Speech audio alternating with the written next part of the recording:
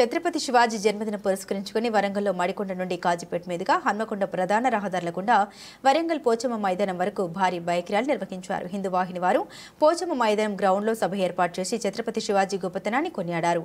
ఈ కార్యక్రమంలో వివిధ హిందూ సంఘాలు పాల్గొన్నాయి.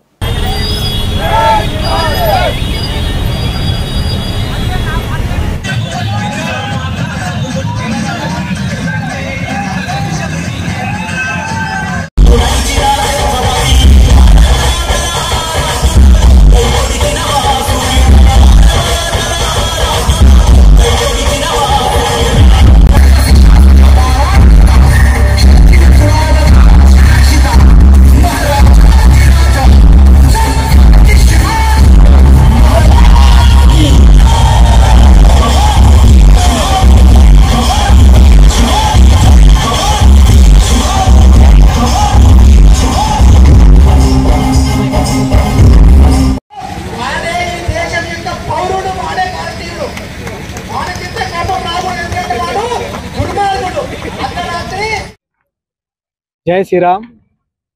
ఈరోజు ఛత్రపతి శివాజీ మహారాజు యొక్క జయంతి మహోత్సవము యావత్ ప్రపంచం లోపల ఘనంగా జరుపుతున్నటువంటి రోజు ఇది. ఒకటి గతంలో మన దేశం పైన అనేక దాడులు జరిగాయి. ఊనులు, కుషాన్లు, షేర్వాన్లు, డచ్ వాడు, ఫ్రెంచ్ వాడు, ఈస్ట్ ఇండియా కంపెనీ వాడు, ఇట్లా ఒక్కరు కాదు, ప్రపంచంలో అనేక జాతులు ఈ యొక్క జాతి పైన దాడులు జరిగినాయి.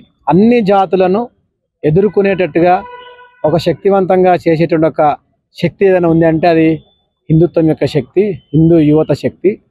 అలాంటి ఒక హిందూ యువత శక్తిని గతంలో మనకు శివాజీ మహారాజు దాన్ని చూపించాడు. ఇక హిందుత్వం అనేదే లేదు అనేటువంటి ఒక సమయం లోపల ఛత్రపతి శివాజీ చిన్న సైన్యం తయారు చేసుకొని ఆ యొక్క మన యొక్క అరబులందరినీ కూడా ఇస్లామిక్ సామ్రాజ్యాన్ని కుక్కటి వేలతో పెకిలింటి వేసేసి మన యొక్క హిందూ సామ్రాజ్యాన్ని స్థాపించి హిందువులందరినీ కూడా హిందువులుగా జీవించేటట్టు విధంగా మళ్ళీ చేశారు. యువతకి వారు ఒక ప్రేరణ, వారు వీరత్వానికి మనకు ఒక సూచిక.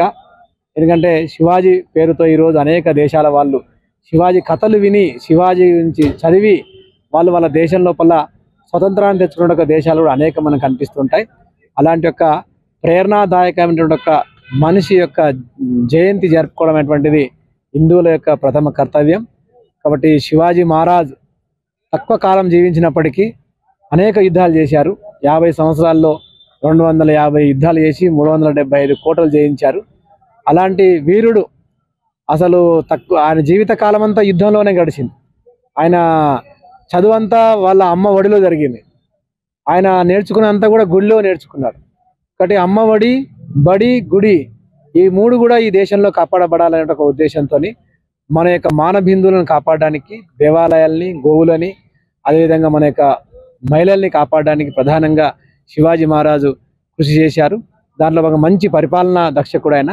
కాబట్టి అలాంటి ఒక శివాజీ మహారాజు ఈరోజు చేసుకోవడం అటువంటిది మనందరి అదృష్టం. తప్పకుండా శివాజీ గురించి చదవాలి, శివాజీ గురించి మనందరం వినాలి. జై శ్రీరామ్.